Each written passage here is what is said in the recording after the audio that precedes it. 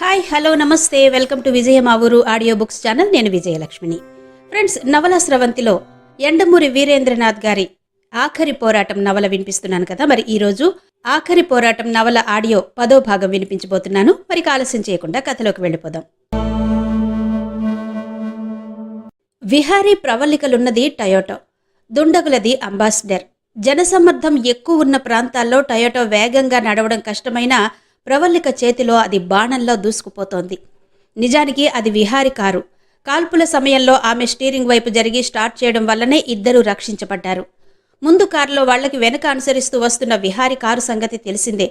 దాని వేగం హెచ్చింది. దాని డ్రైవర్ ఇటువంటి పరిస్థితుల్లో కారు తప్పించడానికే ట్రైనింగ్ పొందినవాడు. ప్రభుత్వం ఇచ్చిన ట్రైనింగ్కి టెర్రరిస్టుల ట్రైనింగ్కి మధ్య పోటీ. ఏదీ తీసుకోలేదు. 2 కార్లు ఊరి చివరకు చేరుకుని నేషనల్ హైవే మీదకెక్కాయి.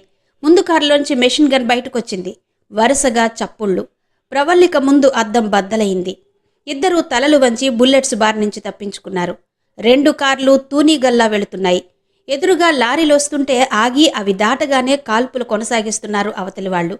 అలా అయితే ఎవరికీ అనుమానం రాదని వాళ్ల ఆలోచన. అది కరెక్టే. మామూలు ట్రాఫిక్కి ఈ మారణ హోమం గురించి తెలియదు. ఇంతలో ముందు కారు పక్కదారి పట్టింది. అది నిర్మానుష్యంగా ఉంది. పిస్టల్ ఉందా? అడిగాడు విహారి. డ్రైవ్ చేస్తూనే ప్రవళిక తీసిచ్చింది. అతడు ఎదురు కాల్పులు సాగించాడు. 2 గుళ్ళు బోనెట్కి తగిలాయి. 3 గాల్లోకి దూసుకెళ్లాయి. 6వది ఆఖరిది అయిన బుల్లెట్ మాత్రం సరిగ్గా వెళ్లి వెనక టైర్లో గుచ్చుకుంది. వేగంగా వెళుతున్న కారు వెనక టైరు పేలిపోయేసరికి ఆ ఒత్తిడికి తట్టుకోలేక పక్కకు తిరిగింది. అదే వేగంతో వెళ్లి హైవే మీద ఉన్న చెట్టుకు గుద్దుకుంది. స్టీరింగ్కి సీట్కి మధ్య ఇరుక్కుని డ్రైవర్ పెట్టిన ఆర్తనాదం ఆ ప్రాంతమంతా ప్రతిధ్వనించింది. A5 వెనక సీట్లో నుంచి దిగాడు. విహారి కారు సమీపించే లోపు పొలాల్లోకి అడ్డంగా పరిగెత్తాడు. విహారి వెనకే వేగంగా అతన్ని ఫాలో అయ్యాడు. ఫర్లాంగు దాటాక చిన్న సెలయేరుంది. రజకులొతుకిన బట్టలు వరుసగా ఆరేసున్నాయి. అక్కడ స్తంభాలకు తాళ్లు కట్టి వేలాడదీశారు. వాటి మధ్య A5 అదృశ్యమయ్యాడు. వరుసగా ఉన్నాయి చీరలు, ప్యాంట్లు. విహారి తల క్రిందకు వంచి అవతలి వ్యక్తిని చూడడానికి ప్రయత్నించాడు. జవాబుగా పిస్టోల్ పేలింది. విహారి తల పక్కనున్న చీరకి కన్నం పడింది. అన్ని బట్టల మధ్య అవతలి వ్యక్తి కనబడడం లేదు. పిస్తోల్లో గుళ్ళు లేవు. విహారి ఒక రాయిని తీసుకుని దూరంగా ఒక ప్యాంట్ను కొట్టాడు. ప్యాంటు కదలికకి అదిరిపడి A5 అటు పేల్చాడు. ఇటుపక్క చొక్కా కదిలింది. ఇటు పేల్చబోయాడు. కాని అతడి పిస్తోల్లో గుళ్ళు కూడా అయిపోయాయి. సరిగ్గా ఆ సందర్భం కోసమే ఎదురు చూస్తున్నాడు విహారి. వెనక నుంచి పిస్తోలు మడమతో ఒకే ఒక్క దెబ్బ కొట్టాడు. A5 కుప్ప కూలిపోయాడు. అదే సమయానికి ప్రవళిక అక్కడికి చేరుకుంది.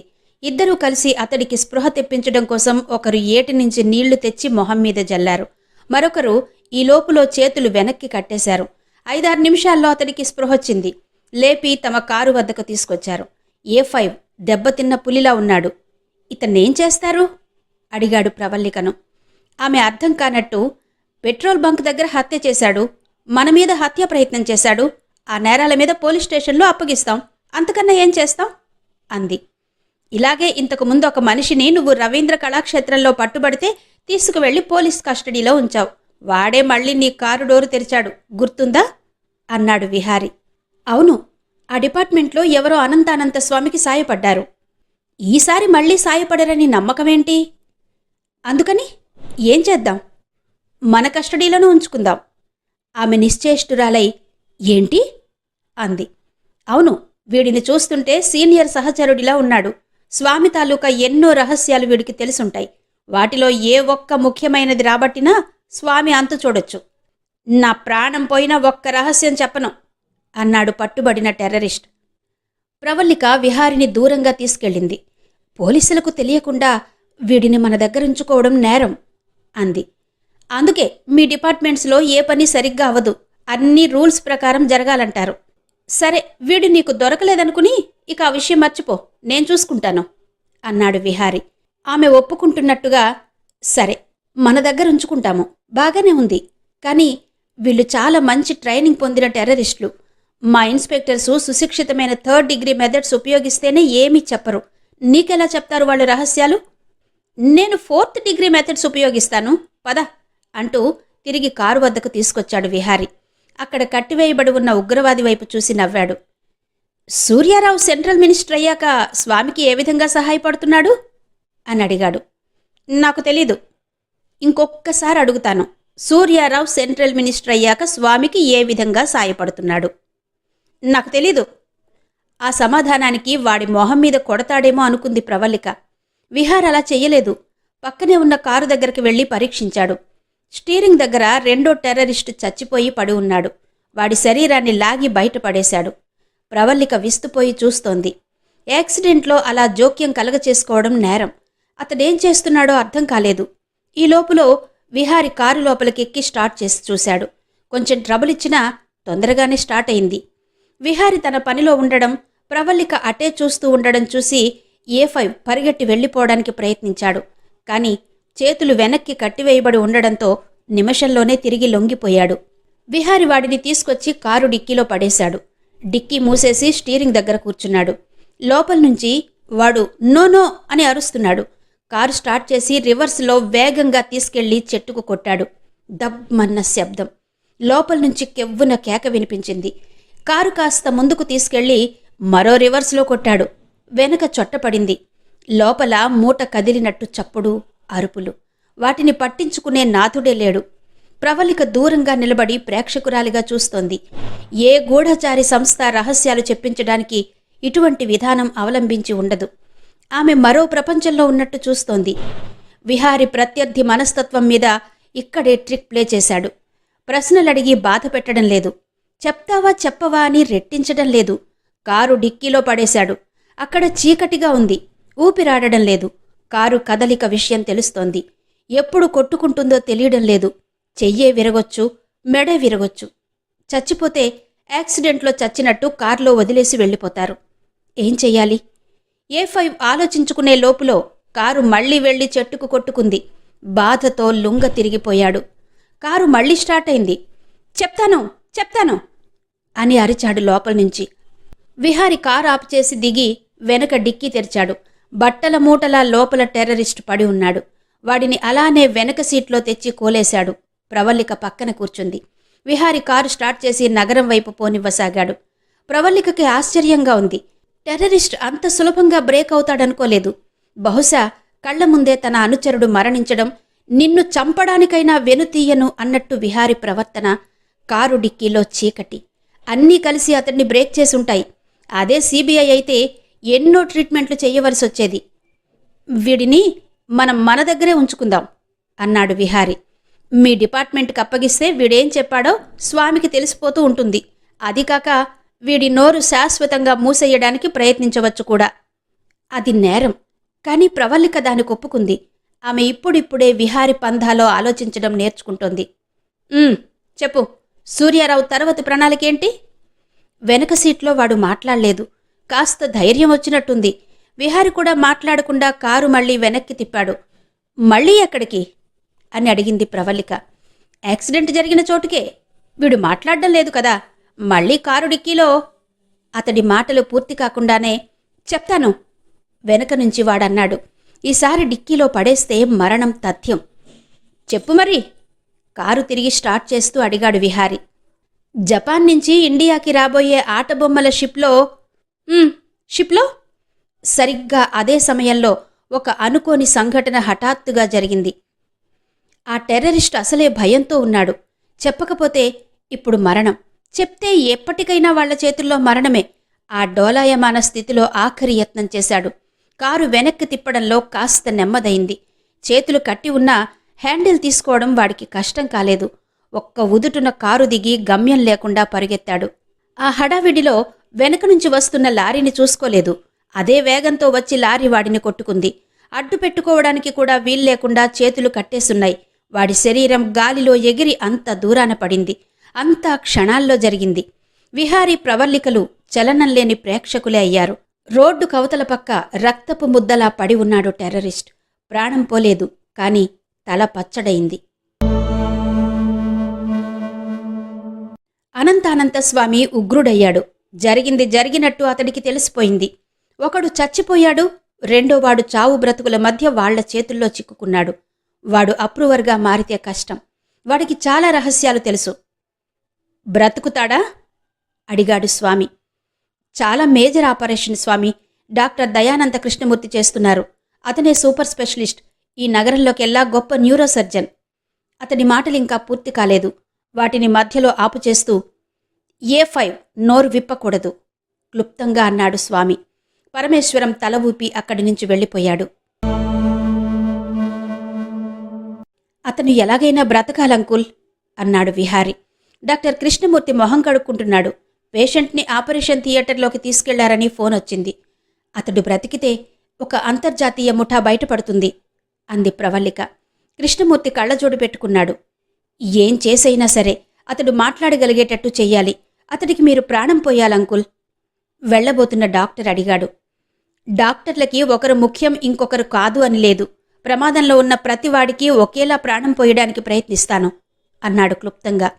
విహారి ఏదో మాట్లాడబోతుంటే పద్మాకర్ వద్దు అన్నట్టు సైగ చేశాడు. తండ్రి విషయం పద్మాకర్కి బాగా తెలుసు. అంతలో ఫోన్ మోగింది. డాక్టర్ కృష్ణమూర్తి హియర్ అన్నాడు రిసీవర్ ఎత్తి. డాక్టర్, ఇప్పుడు మీరు ఆపరేషన్ చేయడం కోసం హాస్పిటల్కు వెళ్ళబోతున్నారు కదూ? అవును. ఆ పేషెంట్ బ్రతకూడదు. నాన్సెన్స్, మీరెవరు? ఆ పేషెంట్ బ్రతికితే నష్టపోయేవాళ్లం. ఫోన్ కట్ అయింది.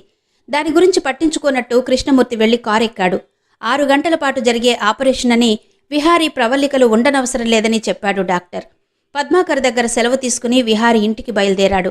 అతడి మూడ్ సరిగ్గా లేదు. టెర్రరిస్టు బ్రతకాలి. బ్రతికితే అంతకన్నా కావలసింది లేదు. డాక్టర్ కృష్ణమూర్తి కారు ఆస్పత్రి మెట్ల ముందాగింది. లోపలికి పొడవాటి వరండా. డ్రైవర్ డోర్ తీసి పట్టుకున్నాడు. డాక్టర్ లోపలికి వెళ్లబోతుంటే రిసెప్షనిస్ట్, సార్ మీకు ఫోన్ అంటూ అందించింది నమ్రతగా. మీరీ ఆపరేషన్ పూర్తి చేస్తే మీరూహించని నష్టాన్ని ఎదుర్కోవలసి వస్తుంది డాక్టర్. తర్వాత చింతించి లాభం లేదు అట్నుంచి వినబడింది. మీరెవరు? సరిగ్గా రిసెప్షన్ దగ్గరకు వచ్చేసరికి అందేటట్టు ఫోన్ చేసిన వారి క్యాలిక్యులేషన్కి అబ్బురపడుతూ అడిగాడు. మాకు కావలసిన పని చేయించుకోవడం కోసం కావాలంటే లక్షల కొద్దీ డబ్బుని, లక్షల మంది రక్తాన్ని వెదజల్లగలవాళ్లం.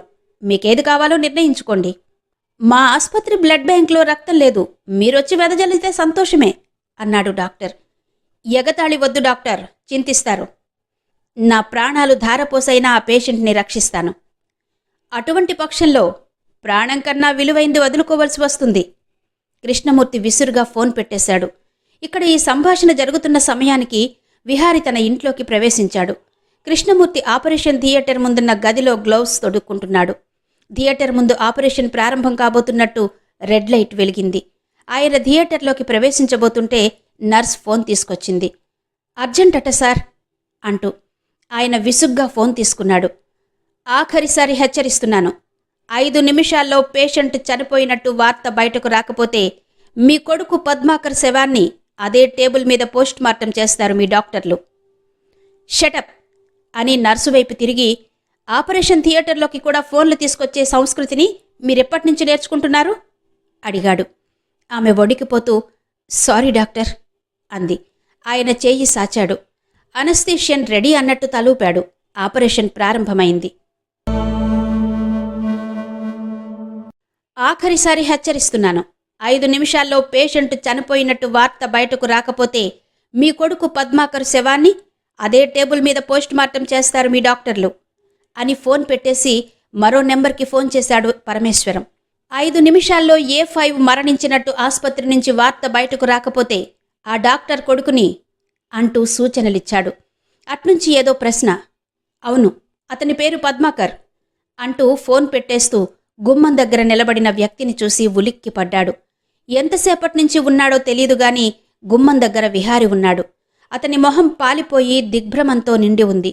తను విన్న మాటలు నిజమా కాదా నమ్మలేనట్టు అతని శరీరం కంపిస్తుంది. నాన్నా అన్నాడు వణికే స్వరంతో. నాన్న అన్న మాటకి అర్థమే మారిపోయినట్టుంది. ఆ సంబోధన మొత్తం బోధపడినట్టుంది. సర్వం తెలిసినట్టుంది. లాయర్ పరమేశ్వరం, ఢిల్లీ, సుప్రీంకోర్టు, ప్రవల్లిక మాటలు, స్వామి కుడిభుజం, మూలస్తంభం, పరమేశ్వరం, తన తండ్రి. ఏదో అనబోయి ఆగిపోయాడు. 5 నిమిషాలే టైం ఉంది తన స్నేహితుణ్ణి బ్రతికించుకోవడానికి. శుష్క వాదనలకు సమయం లేదు. గాలిలా బయటకు దూసుకుపోయాడు. 4 నిమిషాల్లో అతడి వాహనం పద్మాకర్ ఇంటి ముందు కీచుమని శబ్దం చేస్తూ ఆగింది. లోపలకు పరిగెత్తాడు. పద్మాకర్ గదిలోకి వెళ్తుంటే నౌకరు విన్నాడు.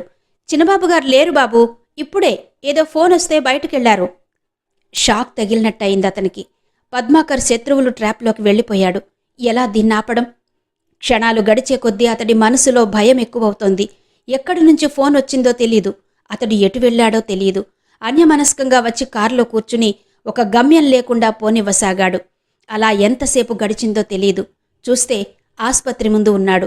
పార్కింగ్ ప్లేస్లో కారు ఆపుచేసి లోపలికి వెళ్లాడు. లోపల వరండాలో ప్రవల్లిక నిలబడి థియేటర్లో నుంచి రాబోయే వార్త కోసం ఎదురు చూస్తోంది. ఆపరేషన్ ప్రారంభమై అప్పటికే 3 గంటలయి ఉంటుంది. ఆమె కళ్ళు చుట్టూ పరిసరాల్ని పరిశీలిస్తున్నాయి. ఒక ముఖ్య సాక్ష్యాధారం లోపల ఉందని శత్రువులకు తెలుసు. వాళ్ళప్పుడే డాక్టర్ని హెచ్చరించారు. ఆమె ప్రమాదం గ్రహించి వెంటనే ఆస్పత్రికొచ్చేసింది. డాక్టర్ తమ మాట వినలేదని వాళ్లకు తెలిసిన మరుక్షణం అప్రూవర్ ప్రాణాలు ప్రమాదంలో పడతాయి. పోలీసుల సహాయం తీసుకోవడం ఆమెకిష్టం లేదు. విహారి మాటలు ఆమె మనసులో ఇంకా మెదులుతూనే ఉన్నాయి. ఈ సాక్షిని తమ దగ్గరే ఉంచి స్వామి ఆట కట్టించాలనుకుంటోంది. ఆమె ఆలోచనల్లో ఉండగానే విహారి లోపలికొచ్చాడు. ఆమె అతడిని విస్మయంతో అలా ఉన్నారే అని అడిగింది. అతడు సమాధానం చెప్పకుండా ఆమె ముఖంలోకి చూశాడు. అతడి మనసంతా అదోలాటి కృతజ్ఞతాభావంతో నిండిపోయింది. అది కృతజ్ఞత కూడా కాదు, దానికన్నా వేరే ఏదో. ఈమెకు తన తండ్రి ఎటువంటివాడో తెలుసు. వాళ్ల జీవితాలకు అతడు ఎంతో ద్రోహం చేశాడు. అయినా తన ఆనందాన్ని పాడు చేయడం ఇష్టం లేక ఆ విషయం చెప్పలేదు. తన తండ్రి గురించి చెడుగా మాట్లాడలేదు. ఆమె మళ్లీ ఏదో అడగబోతూ ఉండగా ఆపరేషన్ థియేటర్ పైన ఎర్రలైటు ఆరిపోయింది. డాక్టర్ దయానంద కృష్ణమూర్తి ముఖం తుడుచుకుంటూ బయటకొచ్చాడు. బయట నిలబడ్డ ఇద్దరి వైపు చూసి ఆపరేషన్ సజావుగా జరిగినట్టు తలూపాడు. వెనకే పేషెంట్ తాలూకా స్ట్రెచర్ ఆపరేషన్ థియేటర్లో నుంచి బయటకొస్తుంది. అర్జెంటుగా రమ్మని ఓ అమ్మాయి ఫోన్ చేస్తే పద్మాకర్ హడావిడిగా వచ్చేశాడే గాని అతడికక్కడెవరూ కనబడలేదు. ఎవరో అమ్మాయి. తనకు కూడా సునాదమాల లాంటి అమ్మాయి ఎవరైనా ఫోన్ చేసిందేమోనని హడావిడిగా బయలుదేరాడు. పార్కు నిర్మానుష్యంగా ఉంది. మిట్ట మధ్యాహ్నం 12 కావస్తుంది. తననెవరో ఏడిపించారనుకుని అతడు తిరిగి బయలుదేరాడు. దూరంగా ఎవరో దసరా వేషంలో పులి డాన్సు చేస్తున్నాడు. తనకి ఫోన్ చేసిన అమ్మాయి కంఠాన్ని ఇంతకు ముందెప్పుడైనా విన్నానా అని ఆలోచించసాగాడు పద్మాకర్. ఆలోచనలతోనే అతడు మోటార్ సైకిల్ వైపు నడవసాగాడు. మరో పులివేషగాడు గేటు దగ్గరున్నాడు. విజయదశమి దగ్గర పడుతుందనుకున్నాడు. అంతే తప్ప దగ్గర పడుతున్న మృత్యువును చూసుకోలేదు. ఇద్దరు ముగ్గురయ్యారు. ముగ్గురు నలుగురయ్యారు. వికృతంగా డాన్స్ చేస్తూ దగ్గరకొచ్చారు. వాళ్ల చేతుల్లో కత్తులున్నాయి. అప్పటికీ అతడికి అనుమానం రాలేదు. నవ్వుతూ జేబులో నుంచి పర్స్ తీయబోయాడు. వెనక నుంచి ఎవరో కత్తితో పొడిచారు. మోచేతి దగ్గర చీరుకుపోయింది. చివాలున వెనక్కు తిరిగాడు. మళ్లీ కత్తి ఎత్తాడా వ్యక్తి. పద్మాకర్ వాడిని వెనక్కి తోశాడు. ఈ లోపున పక్కనుంచి ఎవరో డొక్కలో పొడిచారు. రక్తం జివ్వున ఎగజిమ్మింది. తూలిపోయాడు. మరో పోటు. వాళ్లు తన ప్రాణాలు తీయడానికి వచ్చారన్న సంగతి అర్థమైపోయింది. కారణమే తెలీదు. చాలా దారుణమైన నిస్సహాయమైన పరిస్థితి. ఎవరు చంపుతున్నారో ఎందుకు చంపుతున్నారో తెలియకపోవడం. పులివేషగాళ్లు మళ్లీ చుట్టుముట్టారు. పద్మాకర్ తన శక్తినంతా చేతుల్లోకి తీసుకున్నాడు. మరణం ఎలాగూ ఖాయమని తెలిసిపోయింది. హఠాత్తుగా విజృంభించి ఒకడి చేతిలో కత్తి లాక్కున్నాడు. అవతలివాడు దాన్ని ఊహించే లోపులో వాడి మెడ మీద పొడిచాడు. వాడి ఆర్తనాదం పార్కులో ప్రతిధ్వనించింది. ఈ లోపులో వెనక నుండి ఎవరో పద్మాకర్ని వెన్నులో మరోసారి పొడిచారు. ప్రాణాలు పోతున్నట్టు తెలిసిపోతోంది. పద్మాకర్ వెనుతిరిగి అదే ఊపులో రెండోవాడి గుండెల్లో కత్తి దింపాడు. పద్మాకర్తో సహా ఇద్దరు దుండగులు కూలిపోయారు. మిగతావారు వెళ్లిపోయారు. కొన్ని రోజుల క్రితం ఇదే సీను నటించారు. ఇప్పుడు అదే నిజమైంది. విధి ఆడిన కాస్ట్లీ గేమ్లో పావుగా మారి వెల్లకిలా పడి ఉన్నాడు పద్మాకర్. ఒక్కొక్క ప్రాణమే పోతోంది. పైన ఆకాశం కనబడుతుంది.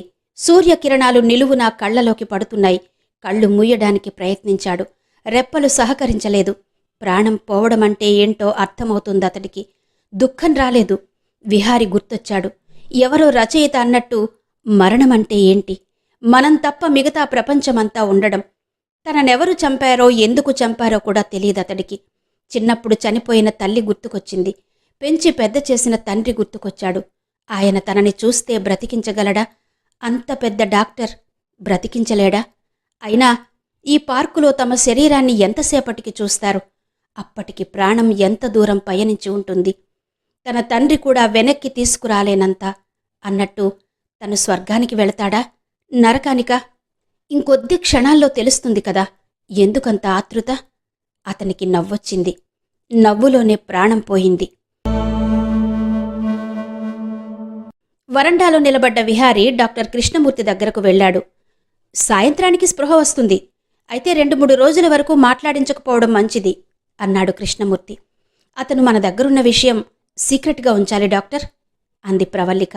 డాక్టర్ తలూపాడు. ఈ లోపులో A5ని తీసుకొస్తున్న స్ట్రెచర్ వాళ్ల దగ్గరకొచ్చింది. ఆ చూపులో సంతృప్తి ఉంది.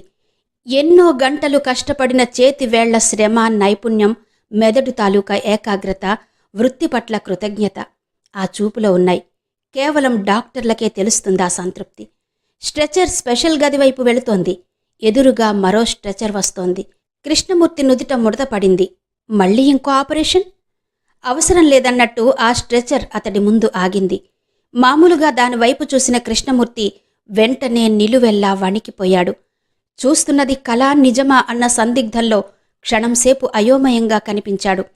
ఆ తర్వాత దిక్కులు పిక్కటిల్లేలా బాబూ అని అరిచిన అరుపుని సంస్కారం కప్పేసింది. అరుపుని కప్పగలిగింది కాని ప్రేమని ఆపలేకపోయింది.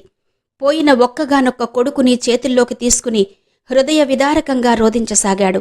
మిగతా స్టాఫ్ ప్రేక్షకుల్లా దూరం నుంచి సానుభూతితో చూడ్డం తప్ప ఓదార్చే సాహసం చెయ్యలేకపోయారు.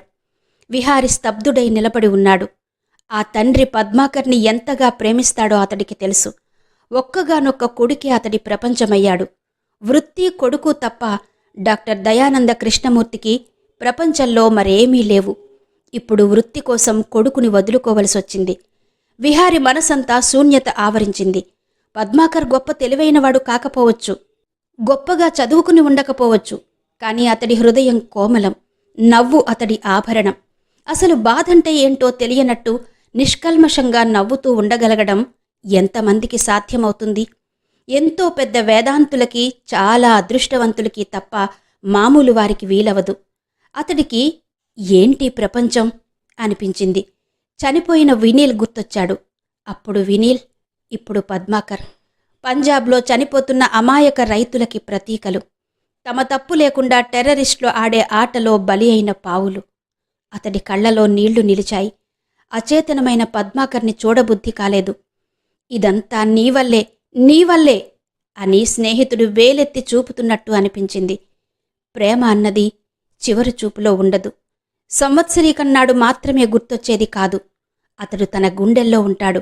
తను కనుపాపలో ఉండే స్నేహితుణ్ణి చూడడం కోసం స్ట్రెచర్ దగ్గరికి వెళ్లడం దేనికి? ఒక రకమైన వేదాంతంతో కూడిన నిర్లిప్త భావం మనసంతా నిండిపోగా అతడు బయట వరండాలోకొచ్చాడు.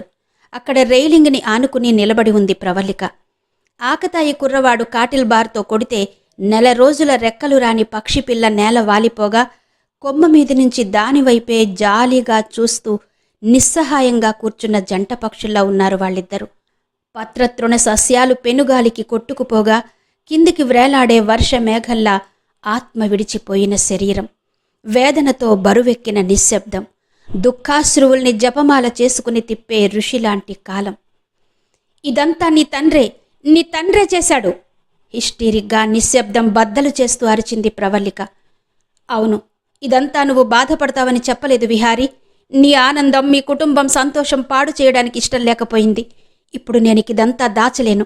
నా కుటుంబాన్ని సర్వనాశనం చేసింది, ఆ రోజు స్టేజ్ మీద పిస్టల్ మార్చి నిన్ను జైల్లోకి పంపాలనుకున్నది ది గ్రేట్ లాయర్ పరమేశ్వరం, నీ తండ్రి. నన్ను క్షమించు. నీకు ఈ విషయం తెలియకముందే నిన్ను రక్షించుకోగలను అనుకున్నాను. స్వామి అంతమైతే నీ తండ్రి నీకు మిగులుతాడనుకున్నాను. నేనెంత నిస్సహాయురాలినో నాకిప్పుడు అర్థమైంది. నిన్ను నన్ను చంపి మాఫియాకి చట్టబద్ధమైన రక్షణ కల్పించాలన్న ప్లాన్ చేస్తున్నది నీ తండ్రి. ఆవేశంగా చెప్తున్నదల్లా నాకు తెలుసు అని కామ్గా అన్న అతడి మాటలకి విస్తుబోయింది. అవును ప్రవల్లిక, అరగంట క్రితమే నా తండ్రి నిజస్వరూపం నేను చూశాను. పద్మాకర్ని చంపడానికి ప్లాన్ చేసింది అతడే. టెర్రరిస్టులు ఊరికే బెదిరించరని, చెప్పింది చేస్తారని అతడు నిరూపించాడు. నేను సిగ్గుపడుతున్నాను ప్రవల్లిక. ఇంతకాలం ఇంత తెలివైనవాడు నా తండ్రి అయినందుకు ఎంతో సంతోషించాను. ఇప్పుడు సిగ్గుపడుతున్నాను. విహారి ఇంటికొచ్చేసరికి తల్లి లేదు. పద్మాకర్ మరణం వర్ధనమ్మకి పిడుగుపాటులా తగిలింది. అతడిని స్వంత కొడుకులాగానే చూసుకుంది. నిజానికి విహారిది కాస్త రిజర్వ్డ్ టైప్ అయితే పద్మాకర్ దానికి పూర్తి వ్యతిరేకం. వంటింటిలో చేరి మూకుడులో వేపుడు ముక్కలు తింటూ కబుర్లు చెప్పేటంత చనువుంది. అటువంటి పద్మాకర్ మరణించాడని తెలియగానే ఆమె ఆస్పత్రికి బయలుదేరింది. ఇంట్లో పరమేశ్వరం ఒక్కడే వరండాలో కూర్చుని పుస్తకం చదువుకుంటున్నాడు. జరిగిన ఈ ఘాతుకం తాలూకా ప్రభావం అతడి మీద ఏమీ లేదు. కంగ్రాచ్యులేషన్స్ మిస్టర్ పరమేశ్వరం అన్న మాటలకు తలెత్తాడు. విహారి తననే చూస్తూ కనిపించాడు. ఆవేశాన్ని బలవంతాన అణుచుకుంటున్నట్టు తోచింది. కొడుకు భావం కాస్త అర్థమైంది, కాస్త కాలేదు. అదేం సంబోధన అన్నాడు. నువ్వు చేసిన పనికి నిన్ను ఒరేయ్ అని పిలవాలి నాన్నా. పేరుతో పిలిచి గౌరవమిచ్చాను, సంతోషించు. ఓహో, ఇదే నాటకంలో డైలాగు? వెటకారంగా అన్నాడు పరమేశ్వరం. నాన్న పాత్రలోను వాడుతున్న నాటకంలో క్లైమాక్స్ డైలాగ్. చాలా గొప్పగా మాట్లాడుతున్నాననుకుంటున్నావేమో. నేను నీ తండ్రినన్న విషయం మర్చిపోకు. తల్లిదండ్రులందరూ సిగ్గుపడవలసిన మాట అన్నావు పరమేశ్వరం. తండ్రి అన్నది చాలా గౌరవమైన పదం. ఒక డబ్బున్న అమ్మాయిని వలవేసి పట్టుకుని పెళ్లి చేసుకుని ఆమెను తల్లిని చేశావు. ఆస్తి రాదని తెలిసి ఆత్మహత్య చేసుకున్నట్టు నటించావు. నీ దారిన నువ్వు వెళ్ళిపోయావు. అటువంటి నీకు ఇప్పుడు తండ్రి అన్న పదం గురించి మాట్లాడే హక్కు ఎక్కడుంది? ఓ, నీకు చాలా విషయాలు తెలిసే. చాలా ఆలస్యంగా తెలిసాయి. అదే విచారం. ఎంత మురిసిపోయాని నాన్న నిన్ను చూసుకుని. ఎప్పుడు నిశ్శబ్దం తాండవించే ఈ ఇంటిలోకి ఒక అపురూపమైన వ్యక్తి ప్రవేశించాడనుకున్నాను. ఇన్నాళ్ళు ప్రాణంలో ప్రాణంగా పెంచిన అమ్మ కన్నా నిన్నెక్కువ అభిమానించాను. తెలివితేటలు మూర్తిభవించిన నువ్వు నా తండ్రివి అవడం అదృష్టమనుకున్నాను. ప్రాణంలో ప్రాణంగా ఇన్నాళ్ళు బ్రతికిన స్నేహితుణ్ణి మింగేసే కొండ చిలువంత భయంకరమైనది నీ తెలివి అనుకోలేదు. నేననుకున్నదాన్ని సాధించడంలో ఏ బంధమూ నన్నడ్డుకోలేదు అన్నాడు పరమేశ్వరం. నువ్వసలు మనిషివేనా నాన్నా? అవును, మనిషినే. ఈ ప్రపంచంలో మనిషికి కావలసిన 6 ముఖ్య అవసరాలేంటో తెలుసా? గాలి, నీరు, తిండి, డబ్బు, డబ్బు, డబ్బు. చివర చెప్పిన 3 అవసరాల కోసం మొదటి 3 వదిలేసుకోగలిగిన వాడే సిసలైన మనిషి. చిన్నప్పటి నుంచి నేను డబ్బు కోసమే బతికాను. బీదతనం అంటే ఏంటో తెలిస్తేనే డబ్బు విలువ తెలుస్తుంది. నేను చదివిన న్యాయశాస్త్రం నాకు డబ్బు అవసరాన్ని మరింత తెలియచెప్పింది.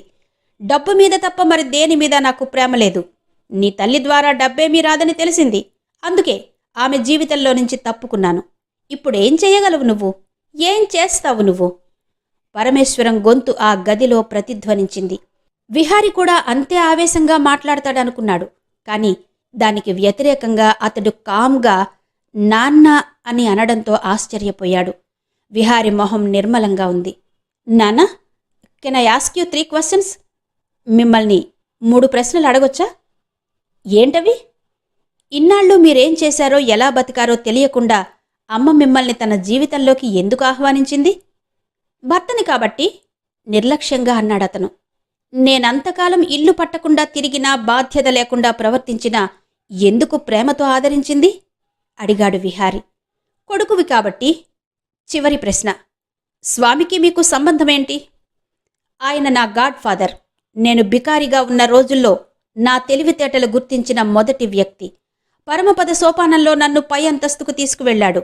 చట్టంతో తనకి నేను కల్పిస్తున్న రక్షణకి ప్రతిగా సమాజంలో నాకు స్థానం కలిగించాడు. ఒక స్వంత తమ్ముడిలా నన్ను చూసుకుంటూ వచ్చాడు. కాని నీలాంటి స్వంత తమ్ముడే ఒకడు అక్కడ ఆస్పత్రిలో తన రహస్యాలు బయట పెడతాడేమో అన్న అనుమానం రాగానే మరో తమ్ముడి చేత అతడిని చంపించడం ఎలా అని ఆలోచిస్తున్నాడు. చూసావా నాన్న, మన ఇంటికి ఆ ఇంటికి ఉన్న తేడా? ఈ ఇల్లు ప్రేమ ఆప్యాయతలు పదిలంగా అల్లుకున్న పొదరిల్లు. ఆ ఇల్లు ఏ క్షణం కూలిపోతుందో తెలియని లక్క ఇల్లు. ఇక్కడ బంధాలకు పునాది ప్రేమ. అక్కడ మీ మధ్య బంధాలకి పునాది డబ్బు. ఇక్కడ తప్పు చేస్తే ప్రేమగా తిడతాం. అక్కడ తప్పు చేస్తే అడ్డు తొలగిస్తారు. ఈ ప్రేమ, ఆప్యాయత, మమత మనిషికి నైతిక ధర్మాన్ని, కట్టుబాట్లని బోధిస్తూ ఉంటాయి. అవే లేకపోతే ఈ పాటికి ప్రతివాడు ఒక తుపాకో కత్తో పట్టుకుని డబ్బు సంపాదించడమే ధ్యేయంగా పెట్టుకునేవాడు అన్నాడు విహారి. భేష్! వెనక నుంచి వినిపించింది. స్వామి చప్పట్లు కొడుతూ మరోసారి భేష్ అన్నాడు. అతడు తమ ఇంట్లో ఉన్నాడని ఊహించని విహారి క్షణం బిత్తరపోయినా వెంటనే తేరుకున్నాడు. అతడి కోపం ద్విగుణీకృతమైంది. ఈ లోపులో స్వామి అన్నాడు, పరమేశ్వరం, ఇన్ని తెలివితేటలున్న కొడుకుని కన్నందుకు చాలా సంతోషంగా ఉంది. పోతే మీ వాడింకా చిన్నపిల్లాడిలా చిన్న మెదడుతో యువరక్తపు ఆవేశంతో ఆలోచిస్తున్నాడు. కొంచెం పాఠాలు చెప్పాలి అని విహారి వైపు తిరిగి, నువ్వు నాది లక్క ఇల్లు అన్నావు కదూ, చాలా అజ్ఞానంతో కూడుకున్న మాట అది. నాది 4 స్తంభాల మీద నిర్మించబడిన పటిష్టమైన భవనం. ఈ దేశపు రాజ్యాంగమంత పటిష్టమైన భవనమది. ఎంత గట్టి భవనమైనా తెలివితేటలనే గుణపంతో తవ్వి పట్టుదల అనే డైనమేట్తో పేలిస్తే కూలిపోక తప్పదు అన్నాడు విహారి. అదే జరిగిన మరుక్షణం నీ తల్లి నుదుటన కొత్తగా చేరిన బొట్టు చెరిగిపోతుంది. పట్టుచీరలా చుట్టుకున్న ఆనందం తొలగిపోయి వైధవ్యం మళ్లీ మిగులుతుంది అంటూ నవ్వాడతను. నువ్వు నీ ప్రయత్నాలు ప్రారంభించిన రోజున అలా తెలిసిన మరుక్షణం నీ తల్లికి తన భర్త ఎటువంటివాడో తెలుస్తుంది. ఏం చేస్తుందావిడ? న్యాయం కోసం, ధర్మం కోసం భర్తని వదిలేస్తుందా? కొడుకు పక్షాన నిలబడుతుందా? అసలావిడ గుండె ఆ షాక్కి తట్టుకోగలుగుతుందా? అయినా భర్త పోవడం వేరు, భర్త వదిలేయడం వేరు. సమాజంలో నీ తల్లి స్థానం దిగజారిపోతుంది. కలిసి 1 నెల రోజులైనా కాకముందే భర్త ఎందుకు వదిలేశాడో అని చెవులు కొరుక్కుంటారందరూ. చూశావా విహారీ, నిన్నెంత ఇరుకున పెట్టానో? నన్ను లోయలోకి తోసినందుకు ఇది ప్రతిఫలం. ఇక నుంచి అనుక్షణం నిన్ను నరకయాతన పెడతాడు నీ తండ్రి. ఇదంతా భరించలేక ఏ క్షణమైతే నువ్వు నీ తండ్రి మీద తిరగబడి విజయం సాధిస్తావో ఆ క్షణం నీ తల్లి విధవరాలవుతుంది. నీ తల్లి బొట్టుని నువ్వే చెరిపేసిన వాడివవుతావు. భర్త చిన్నప్పుడే పోవడం వేరు, పోయాడనుకున్న భర్త తిరిగి దొరికాక నిజంగా ఇంకొకసారి పోవడం వేరు. చెప్పు, ఆవిడని నీ చేతులతో విధవరాల్ని చేస్తావా? ఏ పురాణాల్లోనూ, ఏ శాస్త్రాల్లోనూ ఏ తల్లికి, ఏ కొడుకు ఇవ్వని బొట్టు చెరపడం అనే బహుమతిని నువ్విస్తావా అన్నాడు స్వామి. అనంతానంత స్వామి అని పేరు పెట్టుకున్నందుకు శాస్త్రాల్ని, పురాణాల్ని బాగా విశదీకరించావు. నేను చెప్పేది కూడా విను. నా తండ్రిని నీ భవంతి పై అంతస్తులో బంధించావు. కాళ్లను హోదా అనే అడ్రసులోనూ, చేతుల్ని డబ్బు అనే సంకెళ్లలోనూ బిగించావు. నా తండ్రిని ఆ శృంఖలాల నుంచి తప్పించి ఆ అంతస్తులన్నీ దింపి ఒక మామూలు మనిషిగా నా తల్లికి అప్పగిస్తాను. ఏ పురాణాల్లోనూ, ఏ శాస్త్రాల్లోనూ ఏ కొడుకు, ఏ తల్లికి ఇవ్వని భర్త అనే బహుమతి నేనిస్తాను అన్నాడు విహారి. స్వామి బిగ్గరగా నవ్వాడు. విహారీ, నా 4వ స్తంభం ఏదో ప్రవల్లికకు మాత్రమే చెప్పాను. ఇప్పుడు నీకు చెప్తాను విను. నా 4వ స్తంభం నువ్వు. నేనా? అవును, నీలాంటి సామాన్యుడు తన వీపు మీద మమ్మల్ని పెట్టుకుని మోస్తున్నాడు. మా తెలివికి లొంగిపోయి పన్నుల రూపంలో డబ్బులిస్తూ మా సౌభాగ్యానికి సోపానాలు కడుతున్న అమాయకుడు. మా రాజకీయానికి పొంగిపోయి అదే స్వర్గం అనుకుని ఓట్లు వేస్తూ మాకు అధికారం కట్టబెడుతున్న దౌర్భాగ్యుడు. మేము చేస్తున్నదంతా న్యాయమని నమ్మినవాడు. వాడు పిరికివాడు, వాడు అజ్ఞాని, వాడు భయస్థుడు. అలాంటి ఆలోచనారహితుల నుంచి విడివడి కావాలంటే నువ్వురా. ఈ భవంతిలో కావలసినన్ని సుఖాలున్నాయి, కోరినంత డబ్బుంది అన్నాడు స్వామి. మనిషికి డబ్బొక్కటే కాదు, చాలా కావాలి. ఆ చాలా కావాలంటే డబ్బు కావాలి కదా. ఆ డబ్బుతో పాటు నైతిక విలువలు కూడా కావాలి. తాతలు సంపాదించిన ఆస్తి ఖర్చు పెడుతూ రోడ్డు మీద డ్యాన్సులు, స్టేజ్ మీద నాటకాలు ఆడేవాడివి నువ్వు మాట్లాడుతున్నావా విలువల గురించి? తప్పో ఒప్పో ప్రాణాలు పటంగా పెట్టి మేం కష్టపడతాం, కష్టానికి ఫలితం అనుభవిస్తాం. అంతేకాని తిని కూర్చుని కబుర్లు చెప్పం అన్నాడు స్వామి. విహారి తెల్లబోయాడు. స్వామి మాటలు బాణాల్లా గుండెల్లో తగిలాయి. ఇంతవరకు తను ఈ కోణంలో ఆలోచించలేదు. డ్రింకు కలుపుతూ విప్లవం గురించి మాట్లాడేవారికన్నా హీనుడా తను? అది తట్టలేదు. విహారి, నువ్వు అసలు విషయం మర్చిపోతున్నావు. వర్ధని ఆస్తికి కొడుగ్గా నీకన్నా భర్తగా నేను మొదటి హక్కుదారుణ్ణి. నువ్వు నాకు ఏమాత్రం వ్యతిరేకంగా పనిచేసినా ఈ ఆస్తిలో ఒక్క పైసా అయినా ఖర్చు పెట్టే హక్కు నీకుండదు అన్నాడు పరమేశ్వరం. విహారి వినడం లేదు. అతడప్పటికే ఒక నిర్ణయానికొచ్చేశాడు. పరమేశ్వరం చెప్పదలుచుకున్నది అర్థమైంది. అతడు తన తండ్రి వైపు, స్వామి వైపు చూసి స్థిరంగా అన్నాడు, నేనీ క్షణమే ఇంటి నుంచి వెళ్ళిపోతున్నాను. అతడి గొంతులో ఒక నిశ్చయం తొంగి చూసింది. కోట లోపలుండి తిరగబడితే నమ్మక ద్రోహమవుతుంది. కోట బయట నుంచి తిరగబడితే అది యుద్ధమవుతుంది. మీరన్నట్టు నేను చాలా సామాన్యుడిని. ఈ దేశపు శక్తివంతమైన దుర్మార్గుడిని ఎదుర్కొనే శక్తి కేవలం సామాన్యుడికే ఉంది తప్ప మరే అధికారులకి బ్యూరోక్రాట్లకి లేదు. వెళ్లబోతూ ఆగి అన్నాడు విహారి. చూశావా స్వామి, 4 స్తంభాల పటిష్టమైన భవంతి అన్నావు. స్వార్థాన్ని, భద్రత పట్ల భయాన్ని, సుఖాన్ని వదులుకుని సామాన్యుడు తిరగబడితే ఎంత సులభంగా నీ మొదటి స్తంభం కూలిపోతుందో చూడు. ఇక 3 స్తంభాలే ఉన్నాయి.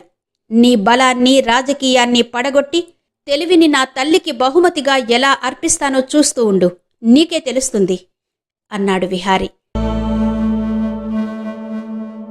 ఇంతవరకు యండమూరి వీరేంద్రనాథ్ గారి ఆఖరి పోరాటం నవల ఆడియో 10వ భాగం విన్నారు కదా. మిగిలిన కథ తరువాతి భాగాల్లో వినిపిస్తాను. అంతవరకు సెలవు. నమస్తే.